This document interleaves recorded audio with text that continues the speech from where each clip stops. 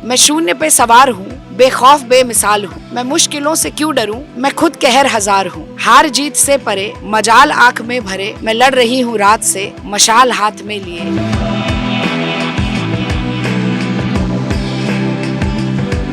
राजधानी दिल्ली में 5 तारीख को वोटिंग होनी है और चुनाव प्रचार अपने अंतिम चरण में है। आज शुक्रवार है और इस वक्त हम दिल्ली की वजीरपुर विधानसभा सीट पर हैं।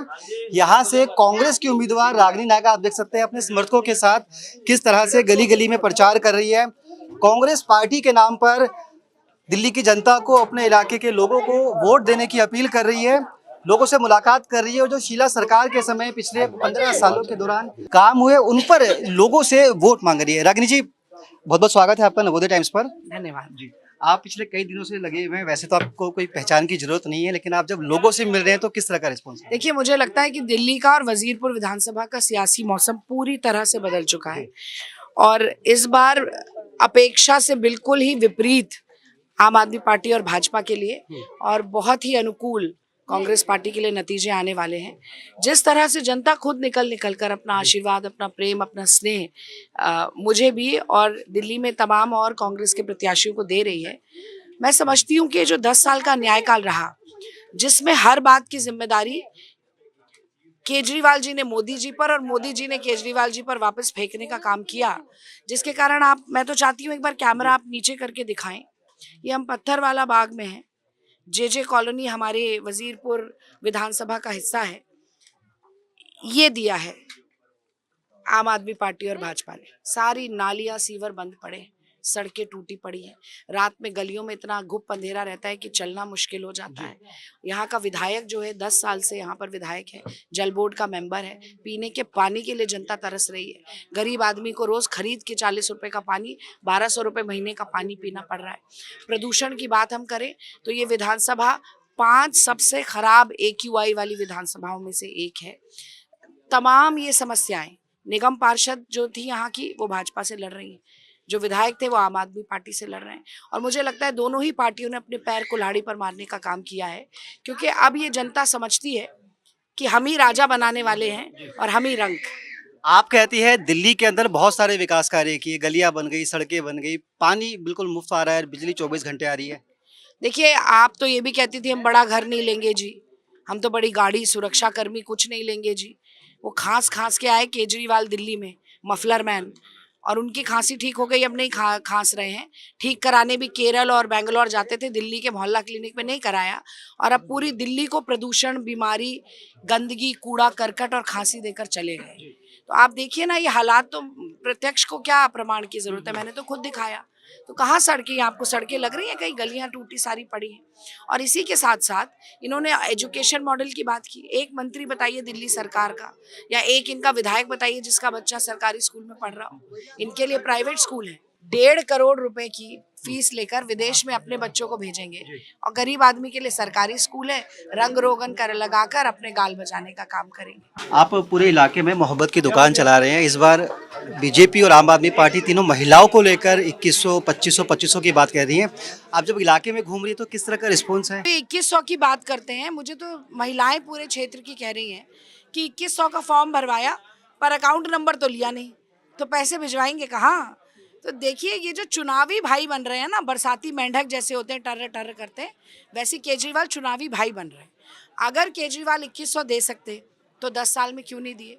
फंड तो नहीं बढ़ गया अचानक से आज, बजट में आवंटन नहीं किया, पंजाब में वादा करके 1 रुपया किसी महिला के अकाउंट में नहीं दिया। तो ये झूठ है और क्षेत्र की महिलाएं जान रही हैं कि ये झूठ है। कांग्रेस पार्टी इससे ठीक इतर कर्नाटक में वादा करती है 2000 रुपए महिलाओं को देने का, 1 करोड़ 22 लाख महिलाओं के खाते में। जिस दिन हमारी सरकार बनी उसके 15 दिन के बाद से वो पैसा आ रहा है। कांग्रेस वादा करती है कि 25 लाख रुपए का सालाना हेल्थ कवर देंगे, तो राजस्थान में हमने करके दिखाया। कांग्रेस वादा करती है कि 500 रुपए का सिलेंडर देंगे, तो 416 का हमने दे के दिखाया।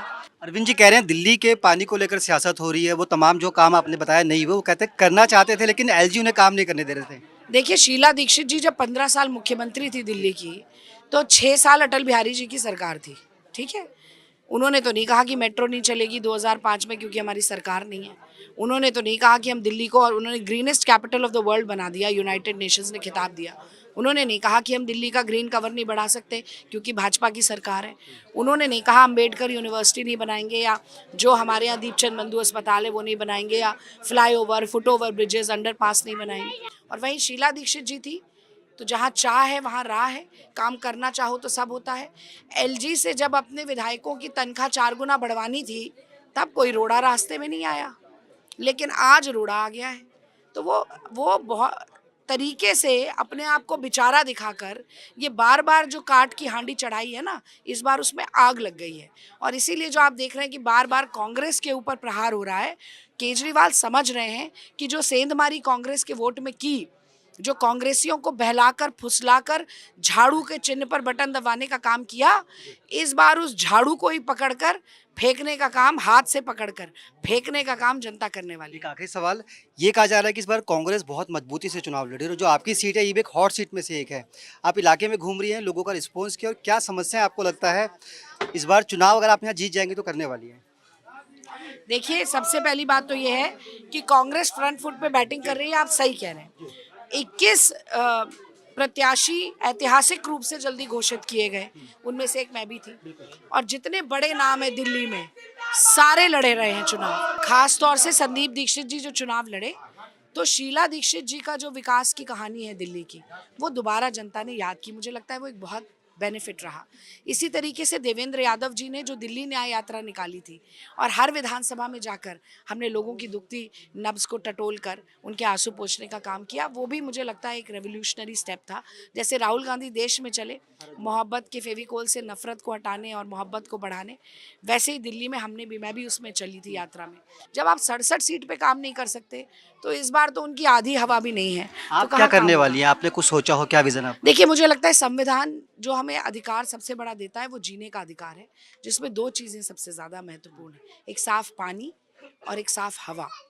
तो हमारे यहाँ इंडस्ट्रियल एरिया भी साथ में जुड़ा है, तो वहाँ पर हम किस तरीके से प्रदूषण को कम करने के लिए वेस्ट डिस्पोजल सिस्टम हम कोई नया क्रिएट कर सकते हैं, और पानी के लिए सीवेज के जो लाइंस हैं वो ठीक करना, लोगों को साफ पानी मिल सके, और भी तमाम ऐसे मुद्दे हैं। सबसे ज़्यादा तो मुझे लगता है गंदी नालियाँ, सीवेज, टूटी गलियाँ, पानी और हवा, ये ऐसी चीज़ें हैं जो हर नागरिक का अधिकार है और उनको सुचारू रूप से मिलनी चाहिए। देखिए, ये सवाल मुझसे बार बार पूछा जा रहा है कि अभी तो कांग्रेस की कोई सीट नहीं है और कैसे ये आप मान सकते हैं कि इस बार जीत होगी। 10 तो साल का सूखा कैसे खत्म होगा? तो देखिए, मुझे हमेशा ये लगता है कि जनता को जनार्दन इसीलिए कहा जाता है क्योंकि जनता, जैसे भगवान की लाठी में आवाज़ नहीं होती, वैसे ही जनता की वोट की चोट में भी आवाज़ नहीं होती। जब जिसे चाहे हरा सकते हैं, जब जिसे चाहे जिता सकते हैं। और आज तो मैं ये कहूँगी कि जो शून्य शून्य बार बार सुनने को आता है, तो मैं शून्य पे सवार हूँ, मैं शून्य पे सवार हूँ, बेखौफ बेमिसाल हूँ। मैं मुश्किलों से क्यों डरूँ, मैं खुद कहर हजार हूँ। हार जीत से परे, मजाल आँख में भरे, मैं लड़ रही हूँ रात से, मशाल हाथ में लिए। न सूर्य मेरे साथ है तो क्या नई ये बात है, वो शाम होते ढल गया, वो रात से था डर गया। मैं जुगनुओं की यार हूँ, मैं शून्य पे सवार हूँ, मैं खुद कहर हजार हूँ। वो कहते हैं हिम्मत मर्दा मदद खुदा, हारिए ना हिम्मत बिसारिए ना राम। बहुत बहुत शुक्रिया बातचीत के लिए। तो ये थी कांग्रेस की उम्मीदवार, दिल्ली के जो वजीरपुर विधानसभा क्षेत्र है वहाँ से अपनी किस्मत आजमा रही है और ये कह रही है कि जो विकास के कार्य इस इलाके में छूट गए हैं, जो विकास की डोर शीला सरकार के बाद से दिल्ली के इस इलाके में छूट गई, अगर इस बार चुनाव जीतती हैं तो उन मुद्दों पर काम करेंगी। अगर इस इलाके की जनता ने उनको मौका दिया तो यहाँ से इस बार इस पूरे इलाके की काया पलट भी कर देंगी। अपने सहयोगी कैमरामैन अनिल के साथ मुकेश गुप्ता, दिल्ली।